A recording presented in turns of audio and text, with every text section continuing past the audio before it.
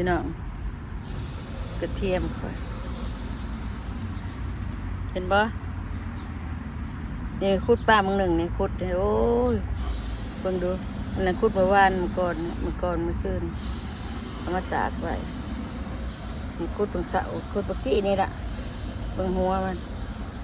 พี่น้องในกระตาหนึ่งอันนึงกระตาปลายตรงนั้นคุดได้คุดยังบ่เบิดยังได้อยู่แต่ว่าขน้อยแดดแต่มาห่อนแดดก็ได้ว่าดัง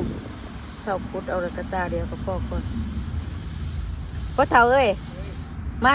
อันขอดตัวนี้ให้แน่สิอันทอกใส่คางนะตากไว้มันแห้งเด้อพี่น้องเด้อFCทั้งหลายเอากระเทียมไปอันใบทอดใบขัวเด้อพี่น้องเด้อเอาตัวนั้นสดมาพี่เอากระตาไปทอกใส่ก่อนตัวแห้งนะตัวแห้งขอดว่าพี่เอาตัวแห้งคนมาไม่แรงกู้มันแห้งแล้วไปปึงไว้ตู้ห้องนะกินกับเบิดปีเบิดศาสตร์กับเบิดปีกายกับบ่ได้หลายเท่าดีปีนี้หลายปีนี้หลายอีดีหัวใหญ่บนยินลุกหัวใหญ่ก็น้อยกระปูแน่บ่ปลูกแน่เกิดเองแน่บ้านไปแน่บางทีขี้ข้านคุดคุ้มแล้วก็ว่านไปพร้อมขน้อยนะ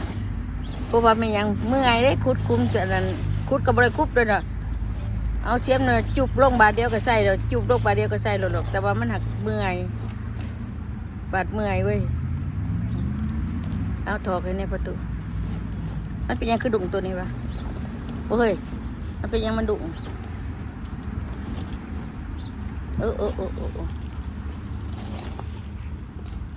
นั่นแดดนอดฝุ่นนะถอกไปช่างดังพอถอกไปช่างดังกระตาหนึ่งกับบร้ายเนาะ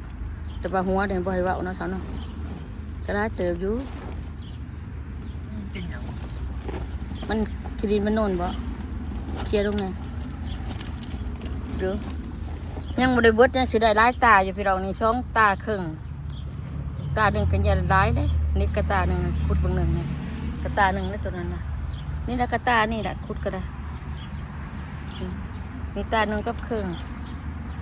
เบิ่งหัวมันน่ะใหญ่หน่อยซ้ำได้พี่น้องเบิ่งดูขน่อยก็ขุดตากแดดนะแดดหอนร้ายพดมันแห้งจะดอยยองขี้ดินออกยองผ่าอันโดนมีขี้ดินนี่ละมาพี่น้อง FC ทุกคนพยายามมาเอาไปถอดไปขอไปขวบไปพัดด้วยพี่น้องเด้อผักหอมนี่นะเอาไปเฮ็ดเจียวเฮ็ดจุลายขนาด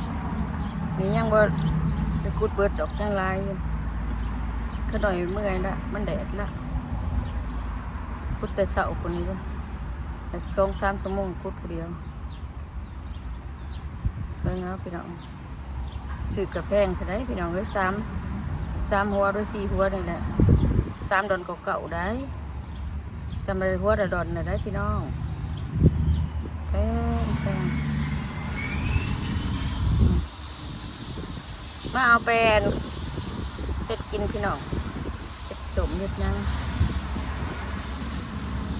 พี่น้องลูกหลานทุกคนโมคู FC ทุกคนนั่นแหละหัวใหญ่หัวหน่อยอันนี้บนต้นยังเคี้ยวด้วยเป็นแบบนี้จะแก่บ่แก่ซ้ำนะ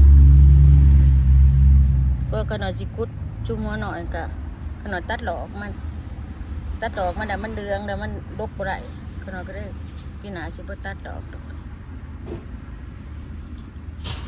โอเคเนาะพี่น้องเนาะเราอยู่ดีมีแห้งพี่น้อง